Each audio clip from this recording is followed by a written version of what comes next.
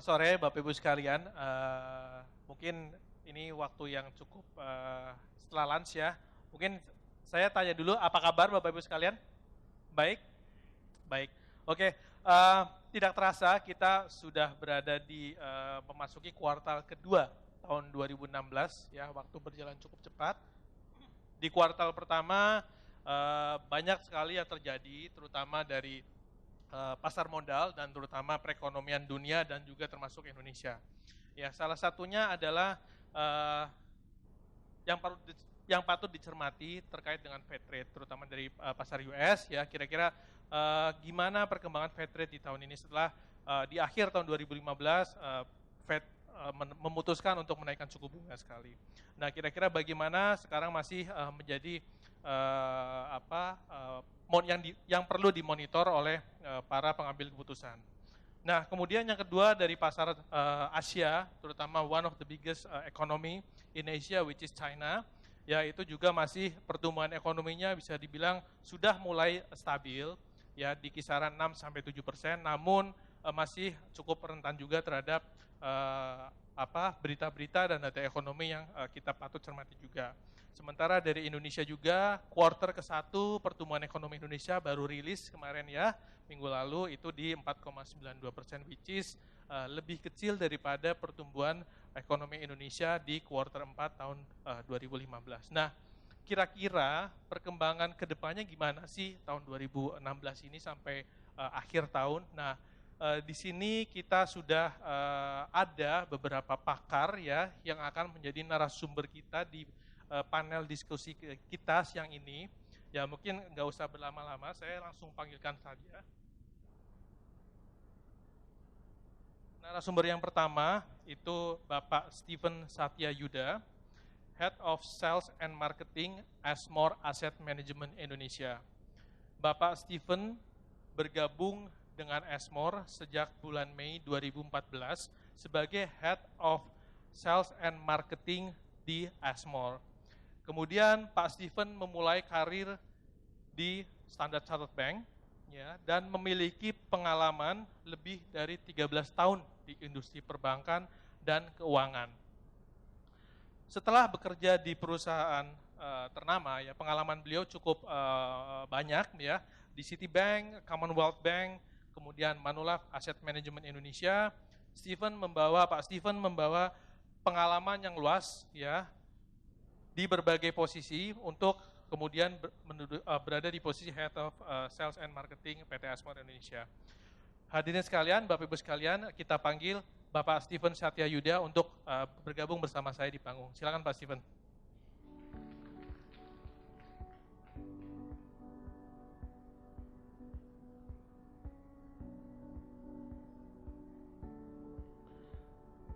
Pembicara kita yang kedua adalah Ibu Lilis Setiadi, ya Presiden Director dari PT Batavia Prosperindo Asset Management. Beliau memiliki pengalaman lebih dari 20 tahun pengalaman di bidang perbankan dan manajemen investasi. Pengalamannya di industri perbankan dan investasi tentunya memberikan suatu masukan yang sangat kredibel bagi para pengambil keputusan, terutama para investor dalam mengambil keputusan investasinya. Ya, bagaimana mengelola funds, and then kemudian juga portfolio investasinya. Nah, untuk di tengah kondisi ekonomi makro yang seperti ini. Tidak panjang lebar lagi, saya panggil, kita sambut Ibu Lilis Setiadi untuk bergabung saya di depan.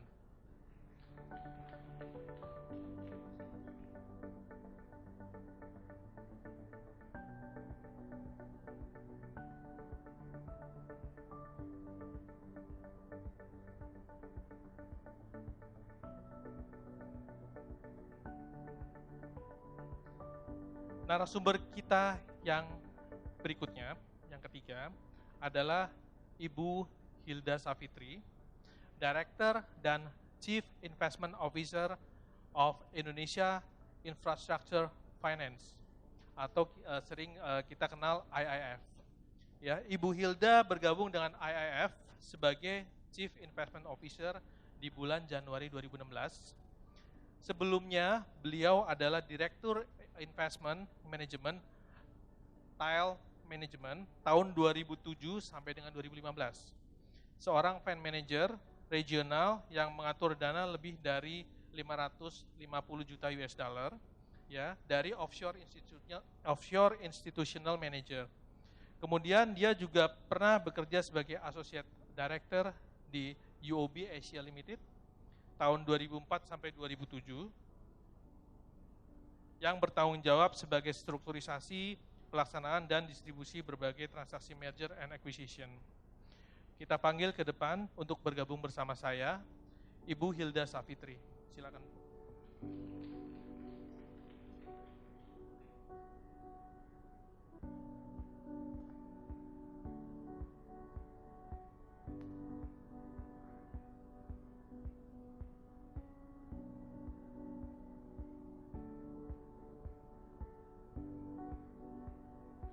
Kemudian narasumber kita yang terakhir akan bergabung di tengah-tengah kita juga adalah Ibu Margi Margaret, Financial Services Tax Leader of PricewaterhouseCoopers Indonesia. Ibu Margi adalah Kepala Financial Services Tax di PwC Indonesia dan memiliki lebih dari 23 tahun pengalaman sebagai tax consultant dan business professional. Silakan Ibu Margi Margaret untuk bergabung bersama saya di tengah-tengah.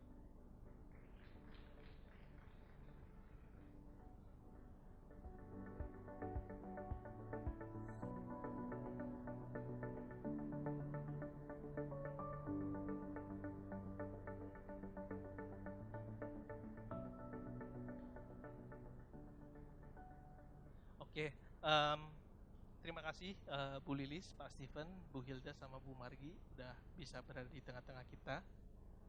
Mungkin kita siang ini akan sharing ya, kira-kira perkembangan ekonomi Indonesia dari kuartal kedua sampai akhir tahun 2016, terutama dari sisi infrastruktur, which is kita ngelihat bahwa banyak perkembangan dari sisi infrastruktur di Indonesia dan kemudian juga perpajakan yang ada di Indonesia.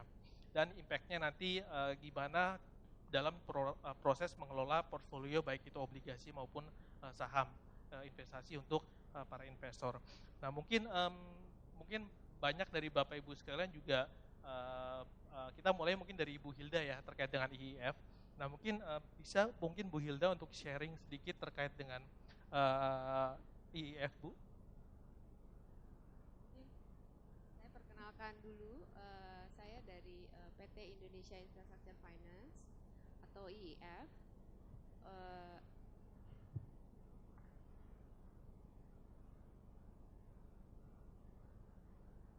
PT Indonesia Infrastructure Finance ini didirikan oleh pemerintah bersama-sama dengan lembaga-lembaga multilateral seperti IFC, DEG, dan ADB di tahun 2010 dengan misi utama sebagai katalisator dalam pembiayaan infrastruktur di Indonesia. Kami dimiliki 30% oleh government melalui PT Sarana Multi Infrastructure, dimiliki 20% oleh ADB dan IFC, dan juga DEG dan SMBC masing-masing 15%. Misi utama kami adalah pembiayaan sektor-sektor infrastruktur di Indonesia. Sektor infrastruktur apa yang bisa kami biayai adalah transportasi, jalan tol, pengairan, infrastruktur oil and gas, telecommunication, listrik, utilities seperti air minum dan air limbah. Itu adalah adalah sektor-sektor infrastruktur yang dapat kami biayai. Kenapa kami didirikan? Kami didirikan karena pemerintah melihat ada funding gap karena keterbatasan pembiayaan sektor publik, terutama pembiayaan infrastruktur yang memerlukan jangka panjang. Makanya dalam tujuan pendirian ini kita dikhususkan untuk membiayai infrastruktur yang secara komersial visible. Jadi kita bukan membiayai infrastruktur yang tidak visible atau mungkin dananya harus diperlukan dari pemerintah melalui APBN atau APBD, tapi khusus untuk IIF itu dikhususkan untuk membiayai proyek-proyek infrastruktur yang komersial. Dan karena kita juga selain IIF, ada juga namanya PT Sarana Multi Infrastructure, yaitu parent company kita. Mereka lebih khusus untuk proyek-proyek pemerintah yang related dengan pemerintah. Kalau IIF khusus untuk lebih dikhususkan untuk proyek-proyek yang non APBN dan APBD.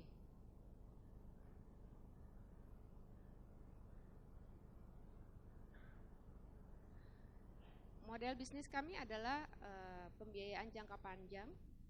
Kami sangat kuat dalam US dollar funding karena kami dapat bantuan long term financing dari World Bank dan ADB, yaitu shareholders kami, juga dari IFC dalam bentuk commercial loan.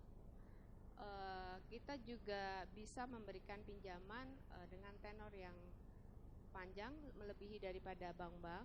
Kita bisa sampai 15 tahun, even 20 tahun. Dan kita juga karena spesifik dengan infrastruktur, kita juga bisa melakukan pembiayaan dalam bentuk project finance, di mana kita benar-benar melakukan pembiayaan kepada SPV dan benar-benar rely on the project itself gitu. Jadi biasanya bank-bank di Indonesia lebih suka kasih ke corporate dibandingin ke project. Dan kita juga karena kita non-bank financial institution, kita juga bisa kasih financing dalam bentuk mezzanine, subordinated loan, dan juga bisa direct equity. Jadi kita punya instrumen itu lebih luas dibandingkan dengan bank. Kemudian selain itu kita juga punya advisory team yang terutama sangat capable dalam struktur PPP, yaitu public private partnership. Mungkin kalau untuk infrastruktur ada beberapa model yang dimana antara pemerintah dan swasta ada sedikit kerjasama dalam bentuk dimana misalnya pemerintah memberikan garansi dan private yang menjadi sponsor daripada proyeknya.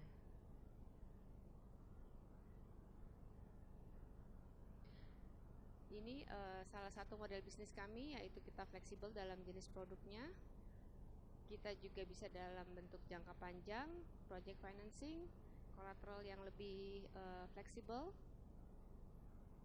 Kita juga punya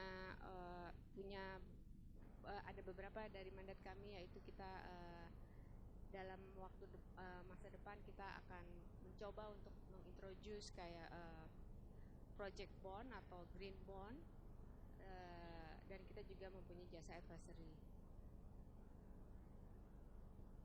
Ini adalah beberapa portfolio project yang telah kita biayai. Jadi walaupun kita baru berdiri dari tahun 2010, tapi sebenarnya kita secara operasi kita mungkin baru dalam 2-3 tahun terakhir. Sebelumnya lebih banyak karena kita ada multilateral agency, lebih banyak dalam establishment 3 tahun pertama. 3 tahun terakhir kita mulai untuk melakukan pendanaan. Oke, terima kasih Bu Hilda. Jadi beberapa perkembangan yang telah dicapai IIF so far itu kira-kira boleh di-sharing dengan kita nggak Bu? Oke, mungkin dari 2010 pemerintah memberikan suntikan modal ke IIF sejumlah 600 miliar, dan sekarang per 2015 kita punya total aset sudah mencapai 5,5 triliun. Tahun ini diharapkan total aset kita akan mencapai 11 triliun, dan dalam waktu 5 tahun ke depan kita punya total aset itu di atas 20 triliun. Itu salah satu perkembangan. Kita sudah membiayai lebih dari 15 proyek infrastruktur dalam 3 tahun terakhir, dan tahun ini kita berharap target kita bisa mencapai 3-4 triliun new financing. Kalau dan kita punya target CAGR-nya tumbuh sekitar 20-25% per tahun. Kalau model pendanaan dari IIF sendiri itu kira-kira seperti apa sih model pendanaan yang digunakan oleh IIF? Bu Hilda? Kita dapat dana jangka panjang dari World Bank dan juga dari ADB. Kita juga dapat US dollar commercial loan dari AFC, yaitu shareholders kita. Kita juga dapat rupiah financing dari local bank. Dan sekarang tahun ini kita lagi akan masuk issue rupiah bonds dari capital market. Jadi itu untuk mendanai semua proyek infrastruktur undernya IIF gitu Bu ya.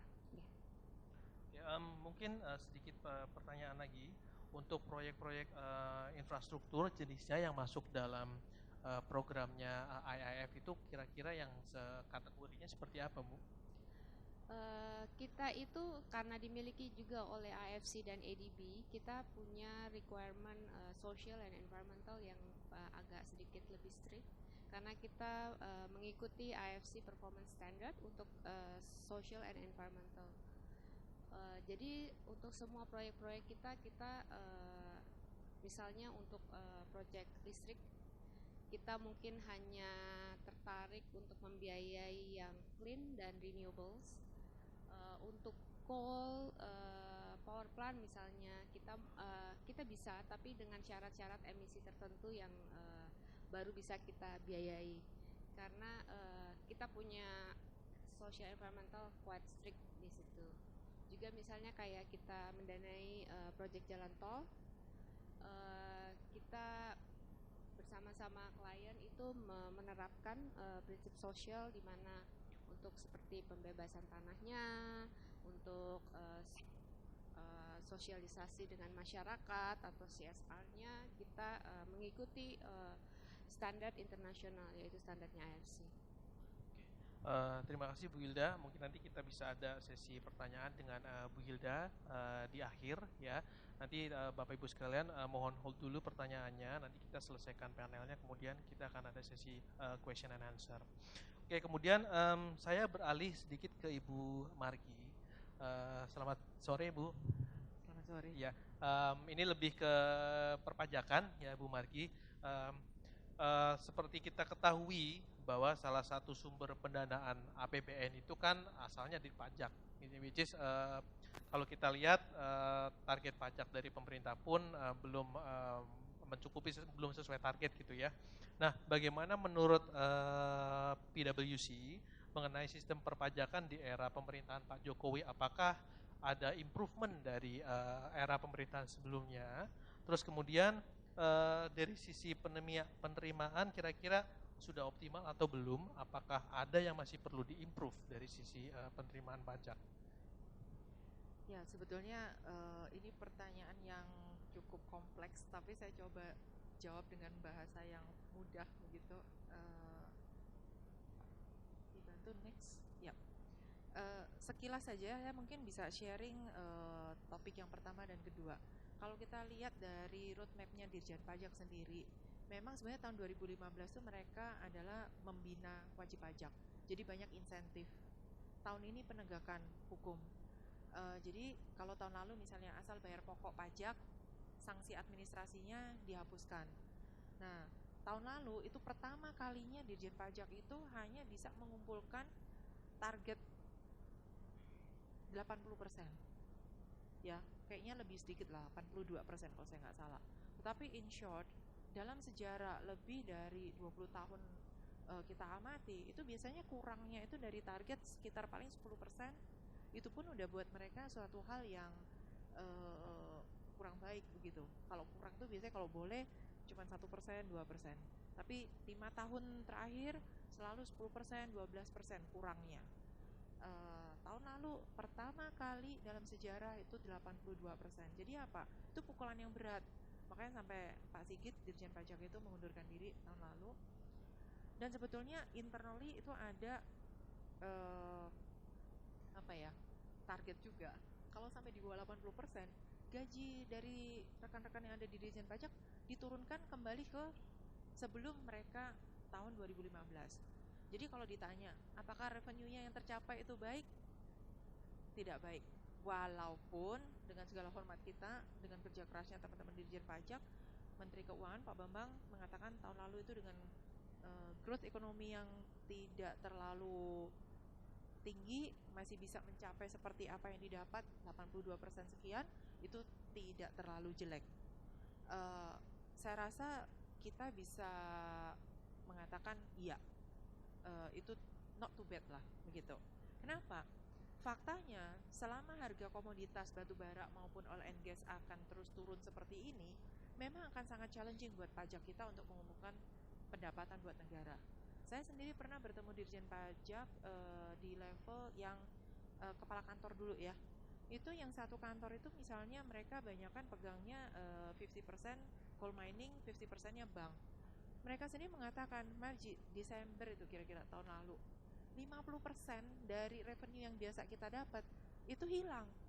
Newmont and Freeport yang normally contributing 50% dari pendapatan saya di kantor ini, sekian T angkanya, itu tidak ada. Kenapa? Harga turun.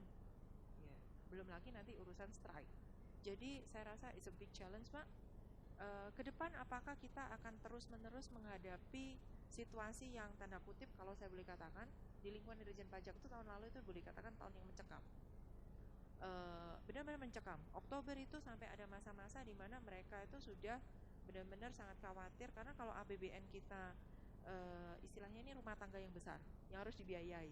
Mau belanja infrastruktur, mau kita mau bilang kita mau bangun Indonesia, mau pendidikan, mau itu, nggak ada uangnya dari mana itu, begitu. Nah, jadi key challenge tahun 2016 adalah memang di dalam roadmap mereka, irrespective itu tercapai atau tidak, memang disediakan untuk penegakan hukum. Kemandirian APBN itu baru diprediksi akan tercapai 2019. Nah, ini official plan-nya Dirjen Pajak ya. Jadi bukan hanya perkiraan saja. Nah, kalau kita lihat tarif PPh badan kita itu sekarang kan 25%, individu 30%. Sekilas saja saya ingin bahas sedikit dalam rangka pencapaian revenue itu.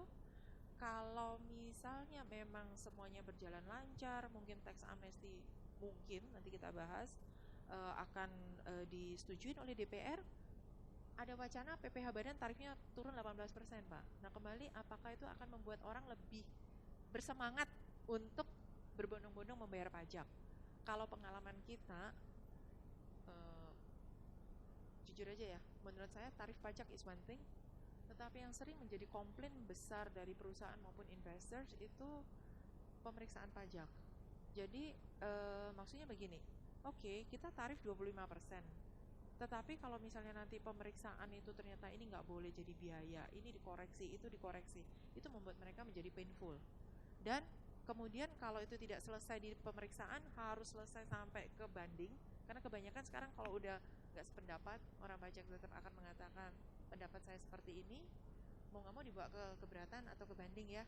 Nah, itu sendiri 4-5 tahun. Nah, sejak case-nya Gayus, Dirjen Pajak ini menunjukkan bahwa mereka bersih, tidak memberikan pengaruh apapun kepada majelis di pengadilan pajak dalam memutuskan perkara.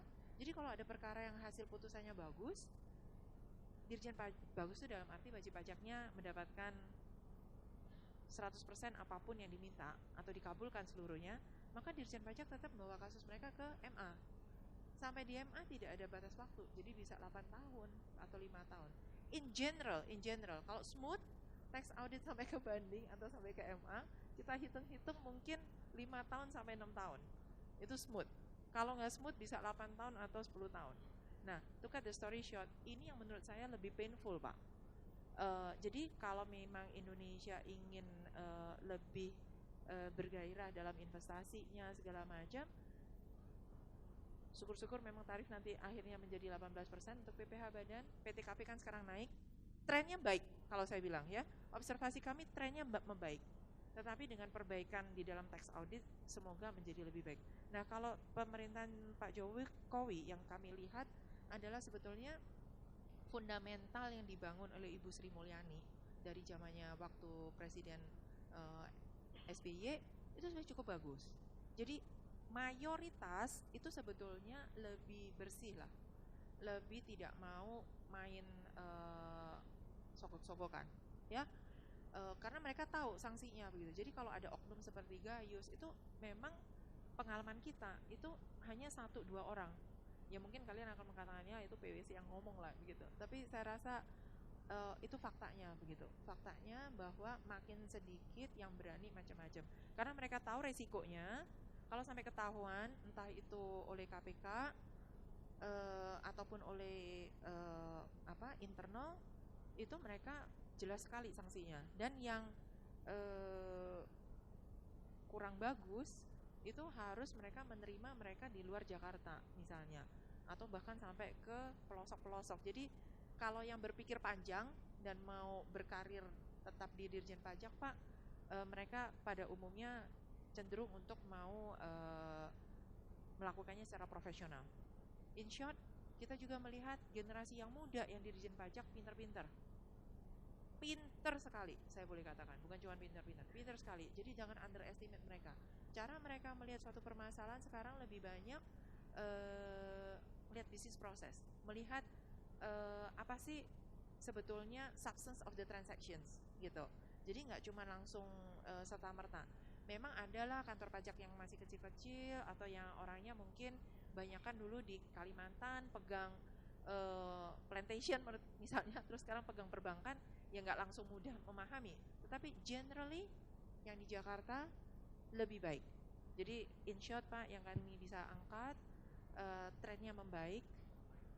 Tinggal sekarang pencapaian hasil untuk benar-benar berapa yang akan dikolek untuk negara, itu suatu hal yang menurut saya sangat-sangat challenging. Kalau kita nggak sama-sama membantu untuk membopong Indonesia dengan 250 juta sekian penduduk, saya rasa yang mungkin benar-benar hanya berkontribusi bayar pajak benar-benar less than 20% mungkin kalau dari perspektif individu. Jadi itu sangat angka yang kecil sekali. Oke. Terima kasih Bu Margi. Jadi secara keseluruhan proses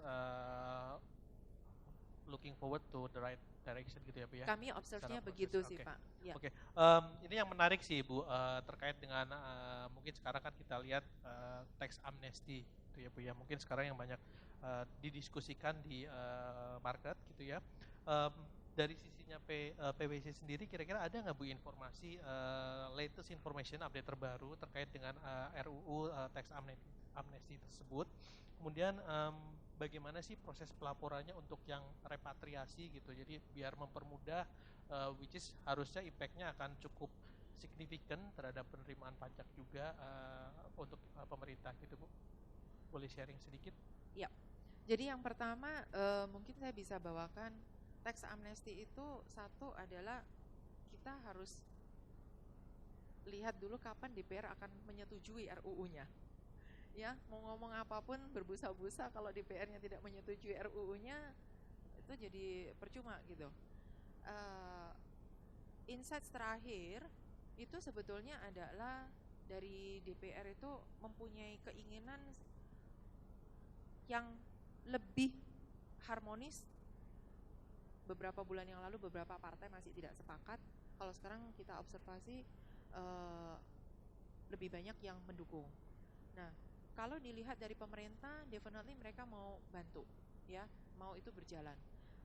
Saya rasa yang menjadi key point DPR untuk menyetujui atau tidak, Pak, yang kami dengar terakhir itu adalah keraguan mengenai apa benar uang yang akan masuk ke Indonesia itu 60T atau lebih dari 60T. Nah, ini very confidential information yang saya dapatkan di dalam dialog dengan salah satu wakil dari anggota DPR. Kenapa?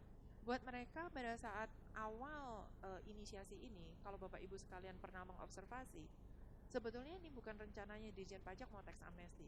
Sorry to say ya, kalau saya boleh jujur nih, saya bilang, buat Dirjen Pajak, mereka selalu mengatakan mereka punya daftar orang-orang yang ada di Panama Papers. Whether that's correct atau enggak, nama-nama itu, that's another things ya, harus diverifikasi. Tapi satu, faktanya ada data, nama, oke? Yang kedua, faktanya ada keinginan dari Indonesia dan sudah committed dan sudah tanda tangan lagi untuk automatic exchange of information dengan negara lain yang mau efektif 2018. Tinggal infrastrukturnya, peraturannya, perangkat hukumnya itu dipersiapkan. Tapi dengan kata lain, beberapa negara yang memang sudah ingin yang sudah tanda tangan itu cukup banyak sekali begitu ya. Di list ini yang di kolom yang abu-abu saja yang paling kanan itu yang tidak tanda tangan. Negara-negara yang Cayman Island, Bermuda, yang saksi-saksi itu yang malah di gelombang pertama, di batch kolom pertama. Indonesia ada di tengah, ya. Nah, maksudnya apa? Berarti kalau misalnya mau menggali potensi pajak, Pak, itu nggak usah nunggu harus ada tax amnesty kan? Dan Indonesia punya treaty agreements dengan beberapa negara, lebih dari 60 negara. Jadi mengapa harus menunggu harus ada tax amnesty? Namun memang ini menjadi wacana yang cukup hot tahun lalu. Tahun lalu menjelang ke Oktober melihat collection negara masih shortnya banyak, mereka merasa setidaknya membantu, begitu. Nah jadi kalau kami boleh fokuskan bahwa yang pertama, begitu DPR approve, repatriasinya itu harusnya prosedurnya ya Pak ya, kembali ini kan belum final, bisa saja berubah. Tapi yang kami tahu, prinsipnya adalah satu, hitung dulu dan bayar dulu uang tebusannya. Nah nanti saya akan sharing gimana cara bayar atau hitungnya ya. Tapi ada istilah uang tebusan, itu yang harus dibayar dulu ke kas negara. Setelah bayar, baru masukin surat. Ya, masukin surat untuk permohonan, kemudian surat permohonan itu akan diproses 30 hari kemudian, paling lama mungkin ada tambahan 7 hari, nah itu akan di-review dan diberikan surat konfirmasi. Kalau kita baca dengan teliti, seharusnya pengertiannya dijamin tidak diperiksa, dijamin tidak ada penyidikan dan segala macam kalau kita disclose 100%. Nah gimana taunya? Saya misalnya mau disclose cuma 40% deh, 60% saya nggak mau disclose. Dalam waktu 30 hari, I don't think mereka punya waktu yang cukup untuk periksa semua kan. Apalagi kalau automatic exchange of information itu akan baru mulai 2018. Sehingga apa? Seharusnya surat apapun yang akan diterima di 1 bulan itu, menurut saya sebetulnya lebih ke arah administratif saja. Sebatas disclosure kita dan mereka lihat, oke, ya sudah. Tapi kalau nanti di kemudian hari, 1 tahun lagi, 3 tahun lagi, ketahuan ada 60% yang belum dilaporkan, yang sisa 60% itu tidak akan ikut tarif yang rendah yang di dalam tax amnesty. Itu satu. Yang kedua, jaminan tax auditnya mungkin bisa hilang. Begitu, karena kan kita nggak disclose 100%. Ya. Jadi prosedurnya setelah nanti surat itu diberikan, maksud saya tidak berhenti sampai di situ, Pak. Menurut saya kita harus realistis juga. Statute limitation di Indonesia itu 5 tahun. Maksudnya apa? Ada hak Dirjen Pajak untuk periksa dalam waktu 5 tahun. Loh Marji katanya dijamin, gak diutik-utik, gimana sih kepastian hukumnya? Kepastian hukum itu ada kalau 100% kita disclose. Tapi kalau terbukti ada yang masih disimpan-simpan, gak ada kepastian hukum itu. Ya. Yang kedua, masalah kepastian hukum yang penting juga adalah kita bicara, ini lebih ke proses hukum ya. Kalau itu udah jadi undang-undang, sebetulnya theoretically siapapun warga negara Indonesia bisa minta itu direview di Mahkamah Konstitusi, judicial review. Nah sebetulnya yang harus kita jaga adalah kalau bisa semua pihak pada saat ini dibahas di DPR maupun itu LSM segala macam sudah bisa menerima. Karena sekarang masih ada suara-suara kayaknya tarifnya terlalu rendah deh. Masa sih orang mau bawa uang balik ke Indonesia cuman suruh bayar 1% atau 2% atau 3%. 1, 2, 3 itu tergantung bulan kapan bayar. Jadi kalau 3 bulan pertama dari undang-undang disahkan bayarnya cuma 1% misalnya.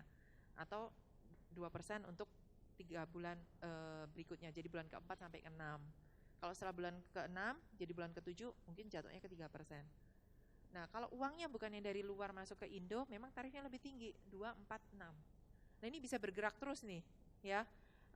Terakhir juga ada rumor bahwa apakah harusnya dikasih 10%, 12%, it's too low gitu. Jadi kita harus monitor itu Pak. Nah cara hitungnya adalah di dalam proses itu yang tadi kan harus bayar uang tebusan dulu. Ngitungnya itu konsepnya ya, berapapun sebetulnya nilai harta kita dikurangin dulu dengan hutang. Netnya itulah yang dikalikan dengan berapa yang harus kita bayar. Jadi misalnya nih, beli rumah 100, tapi pinjam Bank Permata 70. Ya, 30-nya dari uang kantong sendiri dong. Nah, yang kena tarif, asumsi ini uangnya di dalam negeri ya. Tarif yang 2% itu, katakanlah kita ikut batch pertama. Saya mau ikutan tax amnesty dalam waktu 3 bulan sejak undang-undang itu disetujuin. Maka 2% dikalikan yang 30. Bukan kali 100. Gitu. Yang berikutnya perlu diperhatikan juga, nilai hartanya ini adalah nilai harta yang memang selama ini belum kita laporkan ya. Jadi kalau yang harta-harta dulu udah dilaporkan ya sudah begitu. Kemudian ada juga pertimbangan Pak, sedikit mungkin saya angkat aja. Apakah pakai nilai pasar atau nilai buku? Rekomendasi kita sebetulnya lebih baik kalau itu adalah tanah bangunan dan selama Indonesia masih pakai tarif pajaknya final seperti sekarang untuk jual beli tanah bangunan atas nilai transaksi, menurut saya lebih baik pakai nilai perolehan, nggak usah nilai pasar, begitu. Ya, kenapa? Undang-undang kita yang sekarang pun sebetulnya tidak mewajibkan kita dan tidak meminta pakai nilai pasar. Tapi di tax amnesty rencananya diberikan opsi. Waktu kita lapor harta, boleh pakai nilai perolehan, nilai belinya dulu atau pakai nilai pasar. Nah, lebih baik dikaji baik-baik gitu. Kalau yang mau pakai nilai pasar menurut saya mungkin relevan kalau misalnya yang bukan dikenakan pajak final atas nilai proceeds-nya atau nilai transaksi. Contohnya, kalau Bapak Ibu sekalian punya investasi di saham yang bukan TBK. Nah, itu kan kalau jual beli kena capital gain-nya kena misalnya di level individu, misalnya ya untungnya 50. Jadi belinya sahamnya 100, dijualnya 150. Untung 50 nih. 50-nya kena 30%, begitu.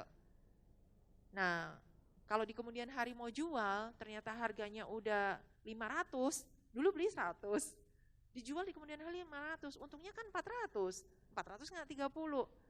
Nah, ya udahlah saya nggak mau lapor 100 nih, saya mau lapornya sekarang 250, mau 300 karena nilai market dari saham ini udah segitu. Nah itu bisa, tapi kan bayar pajaknya rendah kan, 2% gitu kan. Gitu. Ya ada peluang untuk memang bisa dipikirkan mana yang lebih efisien pajaknya, tapi kita perlu monitor nanti sampai final-finalnya seperti apa ya undang-undangnya. Saya rasa itu beberapa hal yang diperhatikan, tapi cara repatriasinya Pak, itu kami dengar di beberapa draft juga menyinggung ada kewajiban misalnya harus disun surat utang negara setahun, kemudian berikutnya adalah ditanamkan juga di investasi, di infrastruktur, proyek-proyek pemerintah, atau juga di produk-produk investasi yang ditunjuk oleh pemerintah sebagai bank yang bertindak sebagai kas negara. Nah, produk investasi yang seperti apa kita juga perlu monitor nantinya. Jadi kurang lebihnya memang sedang dipikirkan nih kalau uang masuk terus mau diapain. Memang negara perlu uang untuk membangun, tapi ini masih menjadi pembicaraan. Di undang-undang sedianya udah diberikan payung hukumnya, tetapi detail produknya belum ada ya Pak ya, tapi hanya kerangka besarnya seperti yang tadi, SUN, kemudian project infrastructure. Nah, yang terakhir yang mungkin saya bisa sharing dari beberapa sesi serupa, banyak sekali pertanyaan, Marji, duitnya udah habis, dipakai buat beli properti, nggak ada uang cashnya gitu. Jadi kalau yang namanya repatriasi, kan uangnya dibawa ke Indonesia, begitu. Nah ini uangnya udah jadi properti atau udah dibelikan something else gitu. Jadi apa nih yang saya bisa bawa masuk begitu. Jadi memang prakteknya barangkali ya Pak ya kalau saya ngelihat, apakah dengan tax amnesty kembali ke topik tadi, negara akan memang menerima uang fresh masuk 60T, saya nggak tahu. Para pengamat awal mengatakan itu mungkin 200T something, tetapi definitely kalau itu ternyata actualnya nanti di bawah 60T, DPR merasa bahwa sangat khawatir apakah mereka malah menjadi dipertanyakan oleh pihak-pihak lain termasuk KPK, ngapain harus bikin undang-undang ya? Jadi undang-undang ini diterbitkan untuk siapa ya? Apakah hanya untuk melindungi kelompok tertentu? Apakah ada maksud-maksud untuk menutup dosa-dosa dari orang tertentu? Jadi it's very political, kita pantau. Tadi sempat ngobrol sedikit sama salah satu ibu dari Bank Permata. Menurut kami kalau sampai DPR mungkin tidak akan menyetujui ini di sebelum Lebaran barangkali ya. Menurut saya momentumnya barangkali akan lewat karena observasi ya Pak ya. Beberapa stakeholders, owner atau big group companies itu mereka cenderung untuk mungkin mau ngambil batch terakhir. Karena misalnya begitu undang-undang disetujuin, mereka tidak mau langsung besok nih seketika langsung lapor bayar begitu. Karena apa? Masih ingin lihat ada nggak yang usil mau minta direview di MK, Mahkamah Konstitusi. Karena begitu direview di MK kan berarti undang-undangnya ada potensi untuk batal. Padahal udah buka-bukaan atau mungkin udah maaf telanjang gitu kan, udah semua disclose begitu, nggak bisa ditarik lagi. Jadi pengamatan saya mungkin ada banyak yang ingin ngambil di batch terakhir. Nah kalau batch terakhir, misalnya ini undang-undang baru di approve, let's say bulan 6, 3 bulan pertama berarti Juli, Agustus, September. Sisanya lagi berikutnya cuman batch kedua begitu. Jadi apakah dalam waktu sekejap setengah tahun cukup membuat keputusan? Jadi tapi semakin ini mulur, bahkan kalau udah sampai lewat Agustus, September, uang itu nggak akan masuk sekarang gitu kan. Maksudnya tahun ini berarti ketergantungan kepada collection dari pajak makin tinggi sekali. Yang terakhir yang bisa saya sharing, sebenarnya motif dari pajak bukan hanya untuk menerima penghasilan 1 tahun ya, karena mereka lebih ngeliatnya juga long term. Karena kenapa? Misalnya kalau tadinya Marji bilang penghasilan saya 10, dengan saya ikut tax amnesty saya ternyata harusnya tiap tahun itu penghasilannya adalah 15, diharapkan 2017-18 ke depan angkanya juga meningkat begitu. Jadi Bapak Ibu sekalian yang merencanakan untuk memang menyiapkan tax amnesty, menurut kami itu baik karena tarifnya itu kalau memang cukup rendah seperti itu, kepastian hukum itu akan baik kalau itu berbentuk undang-undang, jangan sampai PP. Kalau Pak Jokowi sampai mengambil langkah itu ke PP, menurut saya akan membuat beberapa orang tidak nyaman. Karena PP dengan mudah nanti presiden ganti bisa ganti lagi begitu kan? Khawatirnya, semoga beliau dipilih lagi. Tetapi ada kekhawatiran, tapi kalau undang-undang lebih kepastian hukumnya tinggi. Nah tinggal kita pantau isi akhirnya dan tarifnya nanti seperti apa. Proses saya rasa tidak akan dijelaskan secara detail Pak di undang-undang, tetapi kerangkanya kurang lebih stepnya seperti tadi. Bayar dulu baru masukin surat, intinya begitu. Makasih Pak. Terima kasih. Cukup detail ya pemaparan dari Ibu Margi terkait dengan bagaimana proses repatriasi dan terutama tentang RUU tax amnesty. Mungkin sedikit kita ke Pak Steven, lebih ke implementasinya. Kira-kira tadi udah dipaparkan terkait dengan sektor infrastruktur, gimana perkembangannya ke depan, kemudian dari perpajakan sendiri. Nah kira-kira dari sisi implementasinya, kira-kira efek atau impact apabila misalnya memang RUU tax amnesty tersebut berhasil disetujui oleh DPR dan kemudian seperti kita ketahui juga proyek infrastruktur banyak sekali yang sudah berjalan di pemerintahan Pak Jokowi tersebut sekarang. Nah kira-kira impact-nya terhadap pasar modal terutama pasar saham itu seperti apa Pak Steven?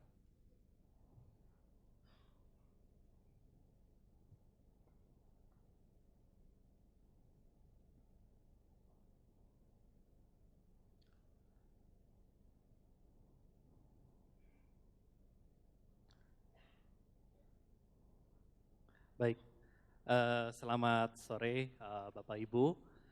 Mungkin saya sedikit menyambung dari apa yang sudah disampaikan oleh Ibu Margi dan terkait dengan pertanyaan Pak Alain tadi.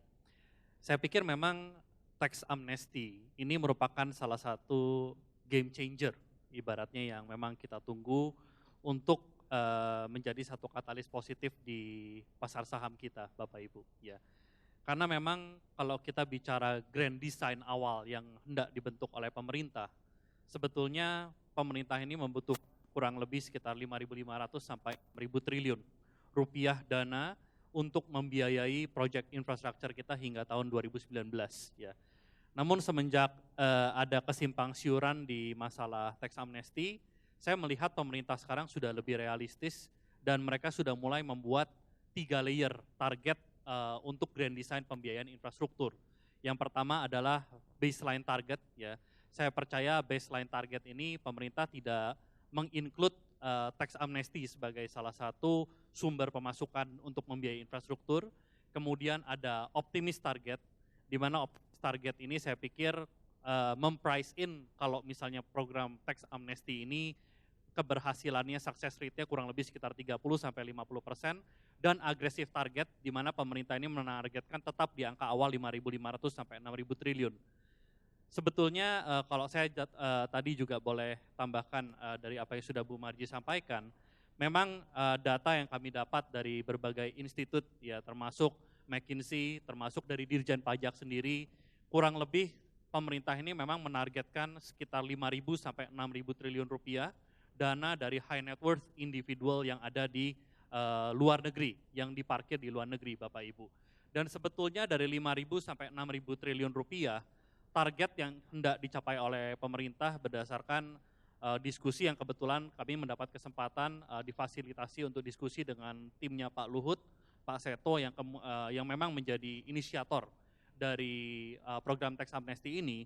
Pemerintah sendiri sebetulnya kisaran targetnya untuk repatriasi ini hanya sekitar 30-50% dari dana yang dimiliki oleh para high net worth individuals yang diparkir di luar negeri.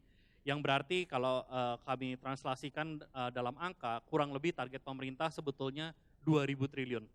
Itu dana yang repatriate masuk ke Indonesia. Dan dari 2.000 triliun itu, yield yang didapat oleh pemerintah atau income yang didapat pemerintah adalah angka yang tadi Ibu Marji sebutkan, yaitu 60 triliun. Ya. Dan mungkin dari persepsi parlemen, kemudian beberapa LSM, ini mungkin melihat bahwa angka 60 triliun ini tidak relevan dibandingkan konsekuensi kita bicarakan secara moral dan hukum yang didapat oleh pemerintah. Karena 60 triliun ini mungkin jumlahnya tidak seberapa dibandingkan defisit, apakah itu defisit anggaran kita, apakah itu defisit transaksi berjalan kita. Ya. Tapi sebetulnya yang pemerintah incar itu adalah perluasan dari tax ratio, Bapak Ibu, dan juga perluasan dari tax base. Ya. Karena kalau kita lihat yang namanya tarif penebusan atau amnesty rate, ya, itu memang hanya berlaku pada saat program tax amnesty ini berlangsung.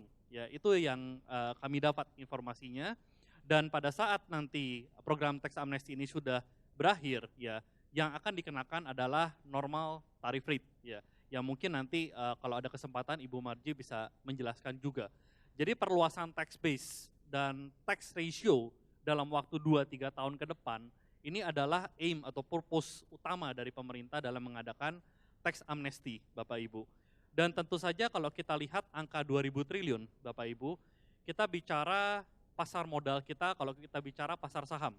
Pasar saham kita ini kapitalisasinya kurang lebih sekitar 5.000 triliun. Jadi angka ini hampir 50% dari kapitalisasi pasar saham kita. Dan sekitar 15-20% dari produk domestik bruto kita, Bapak Ibu. Ya. Dan tentunya kalau dana 2.000 triliun ini repatriate, masuk ke bank-bank di Indonesia, bank-bank kita ini akan menjadi sangat liquid, Bapak Ibu. Dan di sini kita melihat rata-rata bank di Indonesia ini memiliki rasio LDR atau tingkat likuiditas kurang lebih sekitar 90-100% saat ini. Dan rasio ini akan turun sangat signifikan pada saat bank-bank ini menjadi sangat liquid, Bapak Ibu. Dan pada saat bank-bank ini sangat liquid, mereka akan agresif memberikan kredit atau mereka akan mulai transaksi di capital market. Ya. Itu yang kita lihat impact-nya akan sangat signifikan. Dalam salah satu poin yang tadi Ibu Marji sebutkan, di mana ada kewajiban untuk berinvestasi di obligasi pemerintah, pemerintah pun dari informasi yang kami dapat, itu juga memberikan insentif. Ya. Jadi tidak sekedar mewajibkan untuk masuk obligasi pemerintah, tapi pemerintah juga akan memberikan keringanan dalam bentuk pajak, yang biasa mungkin Bapak Ibu bayar tax atas capital gain atau kupon dari obligasi sekitar 30%, pemerintah akan memberikan insentif. Ya, besarannya berapa, saya pikir memang lebih baik kita tunggu rancangan undang-undangnya. Tapi dari informasi yang kami dapat, kisarannya mungkin sekitar 30-50% diskon dibandingkan dengan tarif pajak normal pada saat Bapak Ibu transaksi obligasi saat ini. Ya.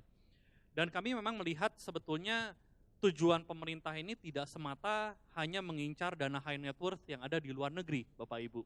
Karena seperti yang Bapak Ibu ketahui, Indonesia ini punya 27 juta, kurang lebih warga negara yang memiliki NPWP. Ya. Tapi Bapak Ibu bisa melihat sendiri bahwa ternyata kurang lebih pembayar pajak itu hanya sekitar 1 juta. Dan dari angka 1 juta ini mungkin hanya sekitar 30-50% yang secara compliance itu dikatakan baik, Bapak Ibu. Ya. Jadi sebetulnya potensi dari local market sendiri untuk program tax amnesty ini sebetulnya juga masih sangat tinggi. Ya. Karena mungkin kalau golongan seperti saya, Ibu Lilis, Ibu Marji, dan Ibu Hilda, kami ini kelompok yang mungkin pasrah, Bapak Ibu. Jadi dari income kami sudah pasti dipotong tax langsung final, ya kami tidak bisa berbuat apa-apa. Tapi mungkin di beberapa company yang orientasinya ke family business, ya, di situ banyak sekali sistem pembayaran salary, sistem pemberian bonus itu tidak dilakukan melalui mekanisme transfer langsung sehingga pajaknya final. Ya, ada yang bentuknya seperti angpau tahun baru, ya, hal-hal yang tidak dikenakan pajak. Ya, tapi weakness-nya memang kalau kita lihat dari tipikal wajib pajak yang seperti ini, mereka pun ruang gerak untuk berinvestasi di Indonesia menjadi sangat terbatas, ya. Karena mereka juga punya satu kekhawatiran mengenai pelaporan income yang sebenarnya, Bapak Ibu, ya. Itu kenapa kalau kita berkaca pada program Sunset Policy di tahun 2008 yang lalu, Bapak Ibu mungkin bisa lihat chart yang di sebelah sini ya, Bapak Ibu ya. Jadi kalau kita lihat sektor-sektor yang waktu itu kinerjanya baik, pada saat tax amnesty itu diterapkan di tahun 2008, yang paling menonjol salah satunya adalah sektor properti, Bapak Ibu. Ya. Jadi kalau kita lihat di sini, karena pelaporan pajaknya pun tidak comply, banyak juga wajib pajak dan investor di sini yang tidak bisa optimal dalam melakukan investasi, terutama mungkin di sektor properti, karena ini termasuk industri yang high capital, Bapak Ibu. Ya. Jadi kalau misalnya kita lihat di sini, sektor properti termasuk salah satu sektor yang akan hot kalau misalnya kita bicara program tax amnesty ini memiliki keberhasilan yang tinggi, Bapak Ibu.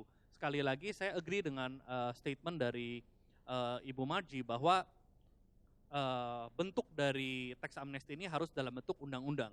Karena investor ini perlu security, Bapak Ibu. Untuk mengubah undang-undang, amendment prosesnya ini sangat lama.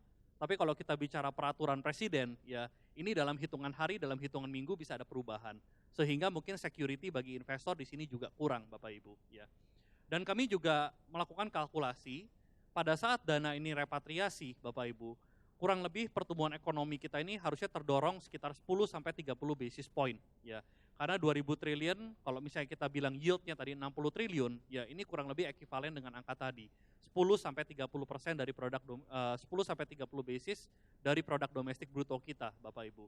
Dan pada saat bank-bank menjadi sangat liquid, otomatis suku bunga ini kembali harus turun, ya. Sehingga saya pikir dampak terhadap equity market, terutama sektor-sektor yang selama 2 tahun ini kurang lebih slow down seperti properti, ini akan kembali recover dan revive pada saat program tax amnesty ini bisa sukses. Ya. Saya pikir itu sekilas dampak mengenai tax amnesty. Ya. Dan Bapak Ibu memang pada saat kami melakukan pertemuan dengan lembaga pemeringkat Standard & Poor di bulan Maret akhir kemarin, Bapak Ibu, salah satu concern yang paling di-highlight oleh Standard & Poor adalah masalah funding, masalah pembiayaan. Jadi sejalan juga dengan apa yang tadi Ibu Marji katakan bahwa memang investor asing melihat bahwa ketergantungan Indonesia untuk membiayai proyek infrastrukturnya terhadap investor asing ini memang sangat tinggi, Bapak Ibu. Tapi kami lihat dengan apa yang sudah dilakukan oleh pemerintah, terutama selama 6-8 bulan terakhir, ya, saya pikir kita sudah mulai bisa melihat result yang cukup baik. Dalam arti saya melihat tingkat foreign direct investment, investasi asing ke sektor real di kuartal pertama ini sudah tumbuh sekitar 17-18%. Ya. Dan saya pikir ini di atas target yang pemerintah tetapkan. Ya. Karena kontribusi investor swasta terhadap proyek infrastruktur di grand design pemerintah itu awalnya hanya sekitar 20-30%. Dan kalau kita lihat running rate selama 2 tahun terakhir, harusnya bisa lebih dari angka ini. Ya. Jadi sebetulnya funding raise, ya, saya pikir memang ada. Tax amnesty, it's important. Ya. Tapi kalau kita lihat pemerintah pun sekarang sudah mulai melakukan antisipasi apabila tax amnesty ini tidak dijalankan. Ya. Jadi saya pikir kalau sampai jalan, jelas ini akan jadi satu game changer yang sangat luar biasa untuk capital dan terutama equity market kita. Tapi kalaupun tax amnesty ini tidak jalan, ya, saya pikir pemerintah sudah punya alternatif funding yang cukup baik. Ya. Oke, Terima kasih Pak Steven. Satu pertanyaan lagi Pak Steven, mungkin kita tahu kan ini tahun keduanya Pak Jokowi gitu ya, berada di pemerintahan. Nah sampai sejauh mana sih kira-kira dampak program reformasi yang pemerintah sudah kerjakan gitu ya, dari sektor-sektor real yang menjadi pilar ekonominya? Baik.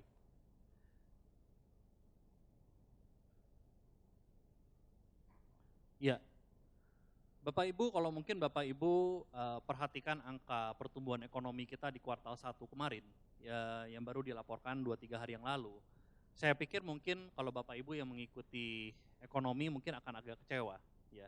Tapi terus terang kami yang ada di Esmor, kami tidak kecewa melihat angka ini Bapak Ibu, karena sebetulnya yang harus kita lihat, improvement di sektor-sektor yang menurut kami key itu tetap ada. Ya. Kalau Bapak Ibu lihat yang namanya Indonesia, selalu Pak Jokowi tekankan problem yang harus di-solve itu adalah dari sisi supply, bukan dari sisi demand, Bapak Ibu. Karena kalau kita lihat yang namanya demand, market share, Indonesia adalah salah satu negara yang secara market share paling menarik. Ya. Sehingga kalau kita bicara demand side, otomatis ekonomi kita selama ini memang ditopang oleh demand side. Salah satunya adalah konsumsi domestik. Ya. Tapi Bapak Ibu bisa lihat ya bahwa memang masalah kita ini ada di supply, manufacture Bapak Ibu. Barang seperti garam saja kita impor. Padahal Bapak Ibu mungkin juga aware bahwa kita ini negara kepulauan dengan garis pantai paling panjang di dunia. Jadi seharusnya dengan status ini kita ini harusnya jadi produsen garam Bapak Ibu. Tapi setiap tahun kita ini masih impor garam kurang lebih 50 sampai 100 juta US dollar. Kalau kita bicara dari sisi demand, tidak pernah ada cerita bahwa demand kita terhadap garam itu turun, Bapak Ibu. Karena meskipun salah satu negara yang punya penyakit darah tinggi, paling tinggi di dunia, Bapak Ibu, ternyata permintaan akan garam itu relatif termasuk yang paling tinggi di dunia di Indonesia. Jadi kembali lagi, dari sisi demand tidak ada isu. Ya. Yang jadi isu adalah kenapa barang yang seharusnya kita bisa produce, kita impor, ya Bapak Ibu. Jadi kalau kita lihat angka GDP growth kita di kuartal 1, seharusnya kita cukup happy karena kalau Bapak Ibu lihat chart yang di sebelah kanan, ya, di sini Bapak Ibu akan lihat bahwa semakin lama ketergantungan kita terhadap pergerakan global ekonomi ini semakin minim, ya, sehingga turbulensi apapun yang terjadi di ekonomi global kita sudah semakin punya imun yang kuat, ya. Oleh karena itu themesnya adalah growing immunity, Bapak Ibu. Jadi kalau Bapak Ibu lihat bar yang warna abu-abu itu adalah kontribusi ekspor terhadap ekonomi kita. Dan kalau Bapak Ibu lihat di kuartal pertama 2016, bar yang warna abu-abu itu hampir tidak ada lagi. Ya. Sehingga hampir 100% kontribusi dari ekonomi kita itu adalah dari aktivitas domestik. Ya. And this is a good thing karena kita semakin mengurangi ketergantungan kita terhadap pergerakan global ekonomi. Ya. Kemudian kalau Bapak Ibu lihat demand side, ya, dari sisi demand, ya, di kuartal pertama 2016, Bapak Ibu bisa lihat yang namanya konsumsi domestik yang merupakan nyawanya ekonomi Indonesia itu tetap tumbuh signifikan kalau kita compare dengan kuartal pertama 2015. Ya. Banyak orang kecewa melihat angka ekonomi kita di kuartal 1 karena membandingkan dengan kuartal 4.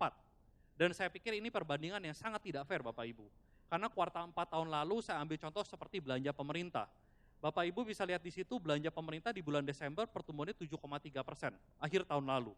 Tapi tiba-tiba turun ke angka 2,9% di kuartal pertama. Bapak Ibu harus menyadari bahwa 80% dari realisasi belanja pemerintah tahun lalu itu terjadi di kuartal 3 dan kuartal 4. Karena di kuartal 1 dan kuartal 2 realisasi itu sangat kecil dan sangat terlambat. Ya. Sehingga saya pikir sangat tidak fair kalau kita bandingkan angka kuartal 4 dan kuartal 3 yang begitu agresif dengan kuartal 1. Saya pikir belanja pemerintah sekarang juga sudah in place, Bapak Ibu, ya. Dan ini termasuk salah satu positif poin yang juga di-highlight oleh S&P. Kami lihat di sini mereka sangat satisfied, ya. Realisasi belanja Kementerian PUPR, Bapak Ibu, di kuartal pertama tahun ini, Kementerian PUPR ini adalah kementerian yang anggaran infrastruktur, porsi anggaran infrastruktur yang paling besar, itu naik sekitar 5-6 kali lipat dibandingkan tahun lalu. 12% tahun lalu itu hanya sekitar 1-2%, ya. Sehingga sebetulnya progres di kuartal 1 ini sebetulnya saya bilang sangat baik, ya. Kemudian investasi, Bapak Ibu. Porsi investasi dari GDP kita dibandingkan kuartal 1 tahun lalu juga tumbuh dari 4,6 sekarang menjadi 5,6%, ya. Dan ini salah satu sektor yang terus didorong oleh pemerintah supaya pembiayaan infrastruktur kita bisa jalan, ya. Nah, sekarang yang lebih penting yang kita highlight itu adalah dari sektor supply, ya, dari sisi supply. Dan ini yang kita lihat, kecuali agriculture dan mining, Bapak Ibu bisa lihat bahwa manufacture dan construction itu dari kuartal 1 2015 sampai sekarang terus mengalami improvement.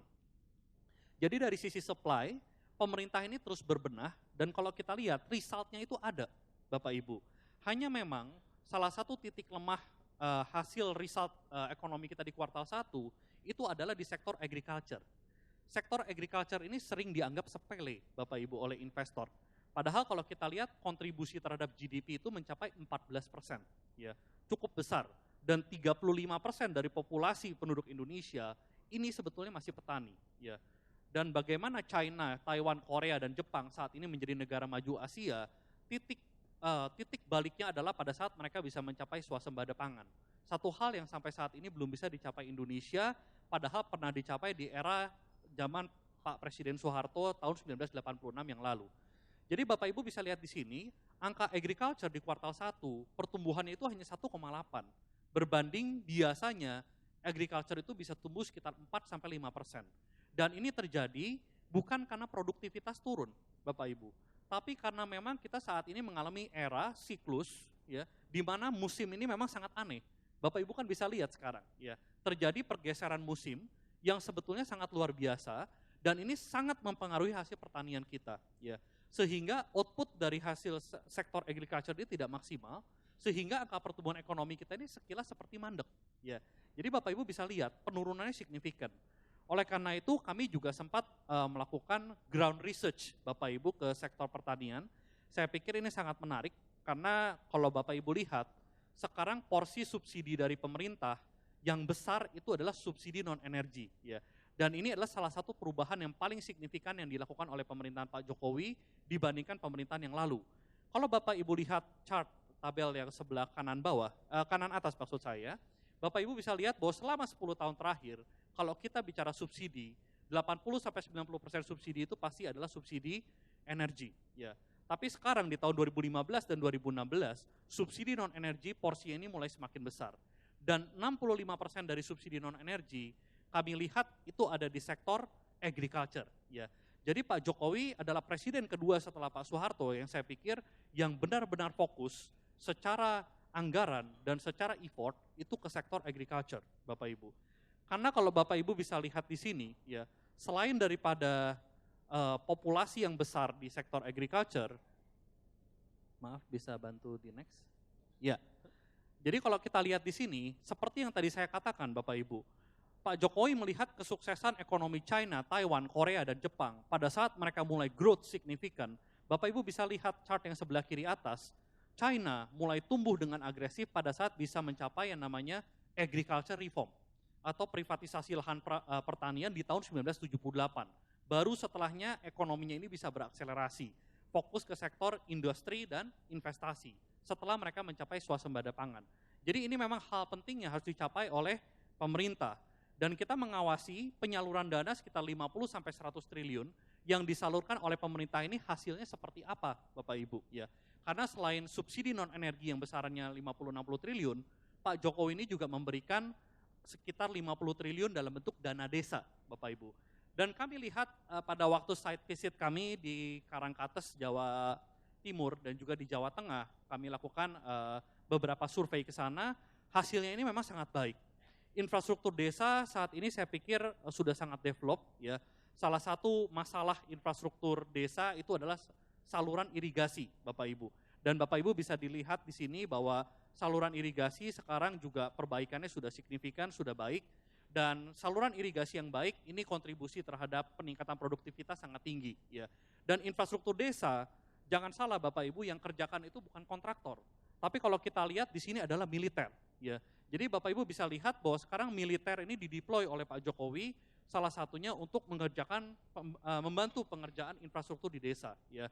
Sehingga kita bisa lihat saluran irigasi juga saluran airnya bisa cukup baik karena ada pembangunan waduk, ada pembangunan jembatan sehingga distribusi hasil panen bisa lebih baik. Kemudian kita juga bisa lihat di sini Bapak Ibu, Pak Jokowi ini memberikan subsidi dalam bentuk hand tractor ke setiap satu kepala tani di Indonesia, Bapak Ibu, untuk membantu meningkatkan produktivitas ya. Karena kalau masih banyak sawah pakai kerbau Bapak Ibu, ya otomatis produktivitasnya lousy, kita bilang, produktivitasnya slow. Tapi sekarang Pak Jokowi memberikan bantuan dalam bentuk hand tractor kepada setiap satuan kepala tani, dan ini kalau kita lihat resultnya cukup baik ya. Kami lihat bahwa kesejahteraan petani saat ini dibandingkan 1-2 tahun yang lalu, ini juga sudah berubah banyak Bapak Ibu. 1-2 tahun yang lalu kami lihat banyak rumah-rumah petani ini yang belum pakai keramik ya. Jadi kita lihat mereka alas rumahnya itu masih semen atau bahkan tanah langsung ya. Saat ini sudah banyak rumah-rumah petani yang kami lihat di Karangkatas ini sudah mulai menggunakan keramik ya. Dan generasi mudanya ini yang krusial Bapak Ibu. Karena masalah pertanian di Indonesia salah satunya adalah masalah regenerasi. Anak-anak mudanya ini tidak mau garap lahan pertanian orang tuanya. Mereka maunya pergi ke kota. Tapi setelah ada modernisasi ya, dan Bapak Ibu juga bisa lihat ya, sekarang lumbung padi di desa itu bentuknya bukan seperti gubuk dan diisi benih padi, bukan Bapak Ibu ya, tapi sudah seperti silo-silo yang menggunakan teknologi tinggi seperti ini ya. Jadi kalau kita lihat ini yang juga merupakan salah satu keberhasilan pemerintah ya. Jadi kami lihat penyaluran dana ke desa-desa untuk meningkatkan produktivitas hasil pertanian, saya pikir sejauh ini hasilnya cukup baik ya. Dan terakhir mungkin saya lihat highlight dari sektor infrastruktur yang menjadi kunci Bapak Ibu. Tadi juga Ibu Hilda sempat sudah sounding kepada Bapak Ibu, ya pemerintah agresif sekali mencari financing, boleh dibantu untuk next. Jadi Bapak Ibu bisa melihat ya, presiden kita yang sekarang ini memang agak lain dibandingkan yang lain Bapak Ibu. Kami sempat mengadakan satu infrastructure forum di bulan Maret tahun lalu Bapak Ibu dengan mengundang 4 kontraktor BUMN Bapak Ibu ya. Dan di situ pada saat kami melakukan diskusi dengan direksi-direksi BUMN, mereka mengakui bahwa sekarang bekerja dengan Pak Jokowi ini sangat stres Bapak Ibu. Karena Pak Jokowi ini kontrolnya sangat luar biasa terhadap proyek-proyek infrastruktur kunci. Ya, Bapak Ibu bisa lihat, boleh di next ya. Di salah satu slide Bapak Ibu, ini adalah proyeknya Waskita, ya Jalan Tol Trans Sumatera. Jadi setiap bulan secara reguler Bapak Ibu bisa lihat Pak Jokowi ini melakukan kontrol langsung. Ya, kontrol langsung itu tidak dilakukan ke kantor Waskita yang di Jalan Pancoran Bapak Ibu, tapi langsung ke site-nya. Ya, jadi ini proyek Trans Sumatera ruas tol Medan Tebing Tinggi Bapak Ibu. Dan ini dilakukan setiap bulan. Jadi Pak Jokowi ini ingin tahu progresnya setiap bulan sudah sampai mana untuk proyek-proyek infrastruktur yang dianggap key. Seperti Trans Sumatera, juga Trans Jawa, proyek MRT. Ya. Salah satu tunnel yang paling sulit pengerjaannya Bapak Ibu bisa lihat, tunnel MRT Senayan, itu sekarang sudah jadi, panjangnya 12 km. Ya. Dan saya pikir sesuai dengan diskusi kami dengan tim dari Wika, kemungkinan mungkin bisa selesai lebih cepat dibandingkan target awal 2018-2019. Ya. Jadi saya pikir penyaluran dana sudah lebih efisien, undang-undang pun sudah lebih efisien Bapak Ibu. Salah satu proyek yang sempat tertunda lama sekali, proyek pembangkit listrik di Batang Bapak Ibu, yang akan segera kembali dibangun, ini akan jadi pembangkit listrik paling besar di Asia Tenggara. Kita lihat juga progresnya sangat baik, dan kenapa bisa jalan? Karena Pak Jokowi turun ke lapangan langsung.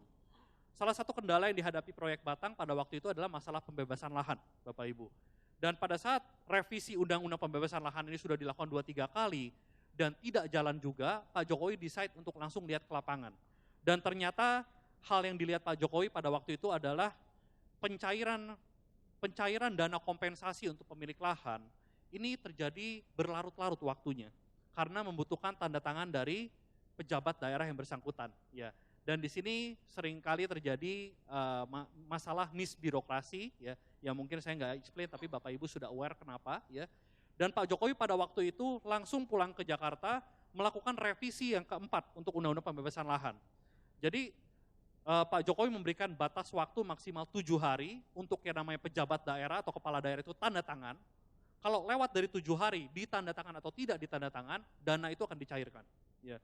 Jadi ini masalah-masalah yang hanya bisa ditemui kalau misalnya Pak Presiden itu langsung ke lapangan, Pak. Ya. Sehingga pada waktu itu juga masalah solve, Bapak Ibu, ya. Dan kita lihat sekarang proyek Batang ini bisa continue. Ya. Jadi saya lihat progres di sektor kunci sampai sejauh ini saya pikir cukup signifikan, ya. Dan ini ditranslate ke kinerja pasar saham kita yang saya pikir sudah cukup baik. Ya, saat ini tahun ini adalah tahun recovery, kami lihat ya. Dan kami pikir Indonesia ini salah satu destinasi investasi yang masih seksi. Karena Bapak Ibu bisa lihat bahwa kondisi perekonomian global saat ini istilahnya adalah stagnasi, zero growth, zero inflation. Ya. Tidak ada growth, tidak ada inflation, tidak ada yield artinya Bapak Ibu. Dan kalau Indonesia masih bisa kasih kepada Bapak Ibu imbasnya obligasi, nanti mungkin akan dibahas lebih lanjut oleh Ibu Lilis, ya 7,5-7,6%, dan kita berpikir bahwa angka ini rendah. Bapak Ibu tidak akan merasa rendah lagi kalau kita bicara 2-3 bulan ke depan. Karena di luar sana Bapak Ibu, investor itu hanya menikmati negatif yield. Jadi tidak menikmati sebetulnya. Negatif yield artinya mereka investasi di obligasi, tapi mereka dapat garansi bahwa mereka pasti loss. Ya. Sehingga mereka akan pindah, mereka akan keluar, ya, dan mencari investasi alternatif yang memberikan imbal hasil tinggi, ya. Dan kalau Bapak Ibu sekarang duduk nyaman pada deposito Bapak Ibu, ya, saya pikir juga ini eranya juga sudah tidak lama lagi, karena pada saat pemerintah nanti sudah mengefektifkan perubahan benchmark rate atau suku bunga acuan, yang paling pertama akan ditekan adalah suku bunga simpanan, ya, sehingga kembali lagi, ya. Capital market, apakah itu equity atau bond market, akan menjadi alternatif yang saya pikir menarik. Oke. Mungkin begitu Pak Alain. Oke, terima kasih Pak Steven, pemaparan yang sangat detail dan sangat thorough ya. Kemudian saya beralih ke Ibu Lilis, terkait kembali pertanyaan yang sama yang kita sampaikan ke Pak Steven. Terkait dengan apabila undang-undang tax amnesty yang dapat terimplementasikan dan kemudian juga proyek-proyek infrastruktur juga dapat berjalan dengan lancar. Kira-kira kalau tadi penjelasan impact-nya ke pasar modal terutama pasar saham, ke pasar obligasi kira-kira seperti apa Bu Lilis? Oke, pertama-tama selamat sore Bapak dan Ibu sekalian, salam sejahtera bagi kita semua. Kalau jawaban singkatnya ke pasar obligasi akan seperti apa? Kalau tax amnesty berjalan lancar, tentunya dampaknya positif. Ya, kalau misalnya tax amnesty ini berjalan lancar, otomatis itu akan menurunkan risiko fiskal pemerintah, ya, itu satu. Dan kekhawatiran bahwa alokasi anggaran untuk pembelanjaan infrastruktur yang sekarang dikhawatiri itu, tentunya itu akan berkurang. Nah, kalau untuk pasar obligasinya sendiri, tadi menyambung yang Ibu Marji katakan, kalau misalnya betul-betul dana orang Indonesia yang ada di luar itu kembali, entah itu angkanya 1.000 triliun ataupun 2.000 triliun, kalau saya pinjam angkanya dari Pak Steven tadi, apapun angkanya itu. Dan di draft yang sekarang, rencananya itu kan 1 tahun pertama diparkirkan di surat utang negara. Yang rencananya Kementerian Keuangan itu akan menerbitkan seri baru, khusus untuk menampung dana repatriasi ini. Dengan segala macam tax insentif dan sebagainya. Berarti kalau kita lihat dari kacamata itu saja, berarti positif harusnya, karena akan ada supply baru ke pasar obligasi kita yang kemudian akan diserap sepenuhnya oleh investor domestik, ya, dana orang Indonesia kan, investor domestik. Dan itu akan positif, kenapa? Karena itu akan membantu mengimbangi atau mendilusi porsi kepemilikan asing yang ada di pasar obligasi kita, yang jumlahnya itu sekarang kurang lebih all time high, ya, 39%, atau nominalnya sekitar 625 triliun. Dari angka yang sudah diterbitkan oleh pemerintah itu sebesar 1.600-an triliun, kurang lebih seperti itu. Jadi ini akan lebih membuat profil dari kepemilikan obligasi pemerintah Indonesia itu menjadi sedikit lebih sehat. Itu dari sisi kalau kita jawaban singkatnya, Pak Alain. Tapi kalau kita bicara realistisnya, seperti yang tadi Ibu Marji katakan, ini gambaran besarnya seperti ini, tapi peritilan bawahnya, bagaimana ini akan dilakukan, terus pemikiran selanjutnya kalau benar uang ini masuk, terus apakah Indonesia sendiri sudah mempersiapkan berbagai perangkatnya untuk bisa menampung dan mempertahankan dana itu di Indonesia. Saya rasa itu masih merupakan suatu tanda tanya besar. Karena terus terang aja, kalau kita bicara betul-betul dana itu masuk, 1.000, 2.000, 3.000 triliun, apapun lah itu angkanya. Dari sisi tax income, tadi angkanya di quote 50-60 triliun. Itu penambahan income dari sisi APBN. Yang sekarang ini belum diasumsikan didapat. Tapi itu akan menambah, sehingga itu bisa dipakai untuk sektor infrastruktur dan sebagainya. Tapi secara pendanaan, secara likuiditas, itu akan masuk ke pasar angka baru tadi, 1.000, 2.000 atau 3.000 triliun tadi. Mau ditampung di mana? Oh, tahun pertama di surat utang negara, yang diterbitkan secara khusus. Oke. Setelah 1 tahun, ini sudah bisa diputar, direalokasikan. Kemana? Kalau sekarang katanya boleh ke proyek-proyek infrastruktur melalui mekanisme produk-produk yang bermacam-macam lah. Kemudian bisa ke sektor properti, bisa juga bisa ke pasar uang, yaitu ke perbankan, atau bisa ke pasar modal, baik itu saham maupun obligasi, langsung maupun melalui produk-produk seperti reksadana dan sebagainya. Sekarang pertanyaannya, 1 tahun itu cepat sekali Bapak dan Ibu. Kalau itu udah lewat, apakah benar pasarnya sendiri siap menampung si 1.000, 2.000, 3.000 triliun tadi? Sekarang kita bicara tadi total penerbitan surat utang negara aja, sudah sekian tahun, baru 1.600 triliun. Tadi Pak Steven bilang market cap pasar saham kita itu 5.000 triliun. Jadi kalau tiba-tiba ada tambahan 2.000 atau 3.000 itu tambah 50%-nya. Apakah sudah ada supply yang cukup dari emiten-emiten yang tersedia di bursa efek kita? Kita kan sekarang ada 500 sekian emiten, di mana itu market cap-nya total 5.000-an triliun. Tapi hanya 37% itu yang float, yang kita bilang floating, yang secara aktif ditransaksikan. Nah terus udah gitu kalau ini masuk ke pasar saham, terus mau masuk ke saham apa gitu? Apakah cukup? Terus kalau masuknya ke produk investasi, contohnya reksadana ataupun apa, juga pertanyaannya muncul, apakah sudah cukup seksi? Apakah sudah cukup banyak produk-produk investasi untuk siap menampung ini? Karena kalau saya membayangkan, saya sih nggak punya dana di luar negeri Bapak dan Ibu, tapi kalau saya membayangkan orang yang punya ratusan miliar gitu ya, atau triliunan di luar negeri, dia investasinya nggak mungkin taruh di deposito tok. Pasti dia udah diversifikasi macam-macam. Misalnya dia beli reksadana, pun reksadananya sudah global equities, udah emerging market, udah tematik apalah healthcare segala macam, temanya itu udah seru-seru. Dan dia bisa hanya dengan ngendon misalnya di Singapura, di Hong Kong ataupun apa, dia beli semua produk yang diversifikasinya ini full. Betul-betul global. Nah terus kalau misalnya bawa pulang ke Indonesia, dia suruh beli reksadana di Indonesia, pilihannya sekarang kita cuma punya apa? Reksadana terproteksi, reksadana pasar uang, pendapatan tetap, campuran, saham. Ada yang namanya RDPT, reksadana penyertaan terbatas, atau di luar negeri dikenalnya private equity. Itu biasanya konsumsi nasabah institusi. Nasabah retail di Indonesia belum terlalu kenal dengan instrumen ini gitu. Tapi apakah kita bisa invest di Amerika, di mana segala macam? Indonesia itu single strategy, single country selama ini reksadananya.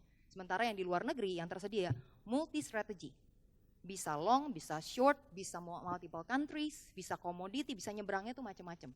Artinya kalau betul-betul kita harapkan repatriasi itu masuk, ini buat yang punya uang mikir. Oke, tax rate is one thing.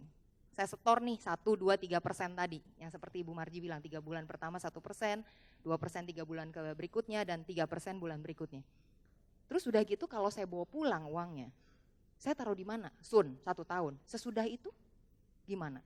Sementara perbandingan dia, kalau dia tetap taruh di luar, pilihan dia begitu beragam. Sehingga kalau seorang investor merasa tiba-tiba dari yang tadinya lebar pilihannya, terconstrain, pasti otomatis mereka akan sedikit ngerem. Entah itu mereka tidak gunakan tax amnesty-nya, tidak ikutan program ini, atau misalnya ikutan, yaitu nggak sepenuhnya. Tapi kalau nggak sepenuhnya, tadi Ibu Marji bilang ada resiko bahwa tidak 100% secure dari sisi legalnya, gitu ya. Jadi kalau jawaban singkatnya, Pak Lain, dampaknya positif. Kalau itu betul-betul berjalan lancar, ada supply baru, ada demand baru, dan kalau demand itu 100% domestik, ini akan membantu mengimbangi kepemilikan asing di obligasi kita yang cukup banyak nih, yang all time high. Dan ini kenapa kita butuhkan? Karena namanya dana asing, sewaktu-waktu rupiah kita melemah ataupun apa, atau investasi di negara lain menjadi lebih atraktif, sangat mudah terjadi reversal. Gitu. Dan ini volatilitasnya baik itu di mata uang kita maupun di pasar obligasinya sendiri jadi akan tinggi. Jadi singkatnya bagus, positif, tapi menurut saya secara realistisnya tidak akan straightforward itu ya. Oke, terima kasih Bu Lilis. Mengingat terbatasnya waktu, satu pertanyaan terakhir Bu. Seperti kita ketahui bahwa peringkat kredit rating obligasi Indonesia yang tadi udah disebutin dengan Pak Steven juga, yang versi S&P itu kan masih satu tingkat di bawah investment grade. Nah kira-kira apakah ada kemungkinan dinaikin tahun ini? Seperti tadi kayaknya saya baru baca berita juga bahwa S&P melihat itu kondisi kredit Indonesia itu cukup positif gitu ya. Ada kemungkinan juga untuk dinaikkan tahun ini. Nah kira-kira impact-nya apa sih terhadap pasar obligasi? Apakah sudah di price in? Apakah itu market masih menunggu kenaikan kredit rating Indonesia yang versi S&P gitu Bu? Oke, kemarin ya kalau nggak salah tim SNP itu ketemu sama Pak Jokowi dan beberapa menteri ya, dan hari ini meeting-meetingnya masih berlanjut dengan OJK dan sebagainya. Kalau cuman semata-mata melihat dibandingkan visit mereka yang terakhir di bulan Mei tahun lalu, di mana mereka memutuskan untuk menaikkan outlook kita dari stabil menjadi positif. Kalau kita lihat dari beberapa parameter, seperti contohnya postur anggaran kita itu sudah lebih baik. Terus alokasi, terus subsidi ke area-area yang kurang sehat kayak subsidi energi dan sebagainya itu sudah dipangkas drastis, sehingga itu sudah bisa dialokasikan ke sektor-sektor industri-industri yang lebih kondusif ya. Kemudian kalau dilihat dari sisi spending, jadi pembelanjaan di bidang infrastruktur, salah satu faktor yang sangat dinilai penting oleh S&P itu juga meningkat secara signifikan. Kalau dilihat dari sisi itunya, sudah ada perbaikan dibandingkan visit mereka yang lalu. Jadi sangat terbuka memang kemungkinan untuk S&P ini menaikkan ratingnya, kecuali mereka melihat dari sisi lain, contohnya resiko dari sisi tax collection, sehingga itu bisa mengganggu lagi pembelanjaan infrastruktur dan sebagainya, dan itu bisa ada resiko. Tapi kalau kita lihat dari beberapa parameter yang tadi saya jabarkan, kesempatan untuk di-upgrade menjadi investment grade itu sangat ada. Apakah sudah di price in di market? Kalau kita melihat CDS Indonesia, dibandingkan negara-negara lain yang sudah mendapatkan investment grade, kita punya CDS relatif masih lebih tinggi. Jadi kalau kita melihat angka ini, kecenderungannya kita tidak percaya bahwa sudah sepenuhnya tercermin di kondisi pasar obligasi kita sekarang. Artinya kalau betul itu terjadi, tentunya akan ada opportunity, ada upside opportunity ya di pasar obligasi, karena tentunya akan menambah potensi dana asing yang bisa masuk ke pasar obligasi kita, baik obligasi yang rupiah maupun yang US dollar. Ya akan ada tambahan demand untuk itu. Oke, terima kasih Bu Lulis, sangat ringkas dan padat. Oke, terima kasih buat sharingnya.